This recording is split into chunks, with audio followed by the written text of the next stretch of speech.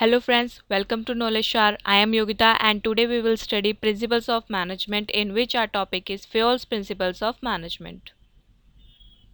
Now, first we will understand the meaning of principles of management. So, formally defined, the principles of management are the activities that plan, organize, and control the operations of the basic element of materials, machines, methods, money, and markets, providing direction and coordination and giving leadership to human efforts so as to achieve the sought objective of the enterprise. So, basically, there was two experts who had developed the principle of management. First one was Frederick Winslow Taylor, who had developed the principle of scientific management, which meant for operational or supervisory management. Second one is Henry Fayol, who had developed the 14 principles of general management. For his contribution, Henry Fayol is also known as the father of general management, and the 14 principles of general management propounded by him will be discussed in this video. Before moving forward let me tell you one thing, जिन लोगों ने अभी तक इस channel को subscribe नहीं किया है वो प्लीज़ इस चैनल को सब्सक्राइब कर दें ताकि उनके पास हमारी हर वीडियो का अपडेट आता रहे. And let me give you an important information कि हम लोगों ने ऑनलाइन एंड ऑफलाइन क्लासेस भी स्टार्ट कर दी है from class 8th to 12th, all subjects and all streams. And for more details you can contact or WhatsApp on the given number. Here you can also connect with us through our app KnowledgeShare and Instagram. Now, without any further ado, let's discuss the 14 principles of general management by Henry Fayol. And the first is division of work. In business, work can be performed more efficiently if it is divided into specialized tasks, each performed by a specialist or trained employee.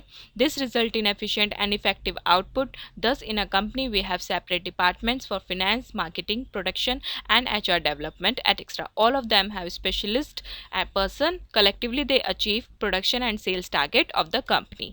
Fayol applies this principle of division of work to all kinds of work, whether it is technical or managerial.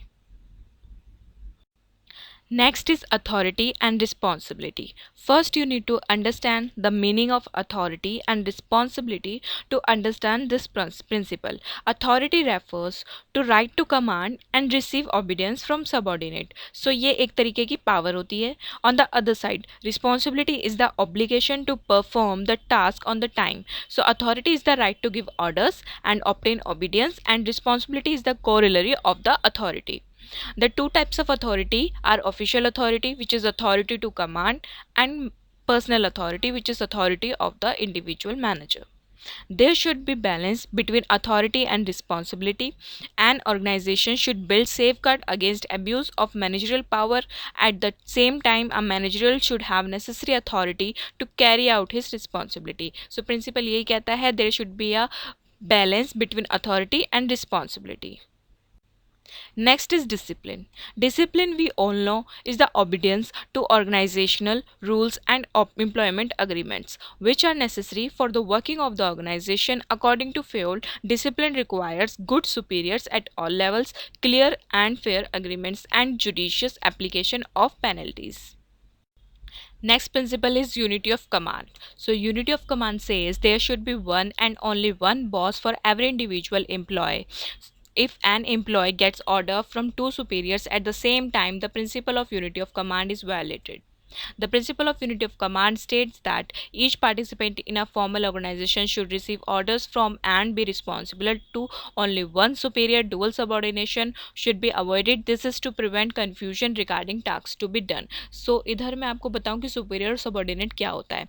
Superior होता है जो command देता है, जो higher level पे होता है, और सबॉर्डिनेट जो होता है जिसको कमांड लेना पड़ता है और कमांड को फॉलो करना पड़ता है, वो सबॉर्डिनेट होता है. तो जो प्रिंसिपल कहता है वो यही कहता है, there should be only one superior to every individual subordinate. अगर एक सबॉर्डिनेट को अलग अलग सुपीरियर से कमांड मिलेगा तो वो कंफ्यूज हो जाएगा और जो ऑब्जेक्टिव है वो अचीव होने में प्रॉब्लम होगी. तो यूनिटी ऑफ कमांड यही कहता है, there should be one and only one boss to every individual employee and dual subordination should be avoided.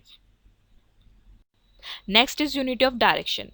All the units of an organization should be moving toward the same objective through coordinated and focused efforts.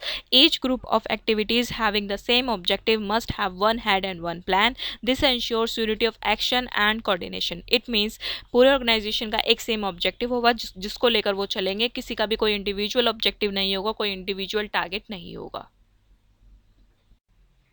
As you can see, there is a difference between unity of command and unity of direction on the basis of meaning, aim, and implication. As you know, unity of command says there should be one and only one boss to every individual subordinate, and unity of direction says there should be same objective of whole the organization. On the basis of aim, it avoids dual subordination. In unity of command में हम लोगों को पता है ये dual subordination avoid करता है, and it avoids overlapping of activities in unity of direction. And on the basis of implication, it affects individual employee. in unit of command, जो unity of command होता है वो सिर्फ एक individual employee को affect करता है, but जो unity of direction होता है वो पूरी organization को affect करता है. Here is the next principle: subordination of individual interest to general interest. The interest of an organization should take priority over the interest of any one individual employee. According to Fayol, in all situations, the interest of the group or company will supersede the interest of any one individual. Next is remuneration of employees. The overall pay and compensation should be fair to both employees and organization. The employees should be paid fair wages, which should give them at least a reasonable standard of living. At the same time, it should be within the paying capacity of the company. This will ensure congenial atmosphere and good relation between workers and management. Consequently, the working of the company would be smooth. Centralization and decentralization. The concentration of decision-making authority is called centralization, whereas its dispersal among more than one person is known as decentralization. According to Fayol, there is a need to balance subordinate involvement through decentralization with managers' retention of final authority through decentralization. The degree of centralization will depend upon the circumstances in which the company is working. In general, large organizations have more decentralization than small organizations. So centralization says जो decision making power है पूरे organisation की वो सिर्फ एक person के पास होगी, और जब वही डिसीजन मेकिंग पावर दूसरे एम्प्लॉयज़ में डेलीगेट हो जाती है और एक पर्सन से ज़्यादा कोई भी डिसीजन लेने लगते हैं तो वो डिसेंट्रलाइजेशन हो जाता है. और जो डिसेंट्रलाइजेशन है वो प्रॉपर बैलेंस होना चाहिए कि हम लोगों को कब एम्प्लॉयज़ को इंक्लूड करना है डिसीजन मेकिंग में और कब नहीं करना है. और जो सेंट्रलाइजेशन की डिग्री ऑफ द सेंट्रलाइजेशन है वो डिपेंड करता है upon the circumstances in which the company is working, और ये ज़्यादातर लार्ज ऑर्गेनाइजेशन में होता है क्योंकि वहाँ पर ज़्यादा लोग होते हैं. Scalar chain. Scalar chain consists of superiors and subordinates. Superior and subordinate मैंने आप लोगों को पहले बता दिया कि क्या होता है.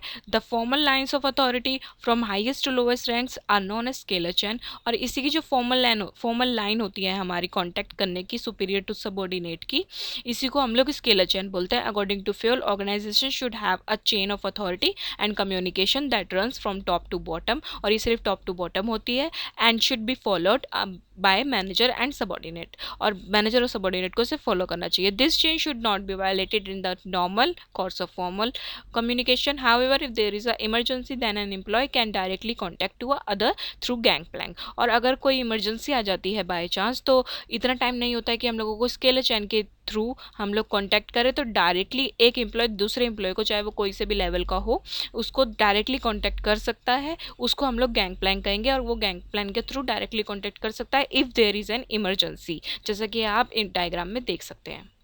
Next, order.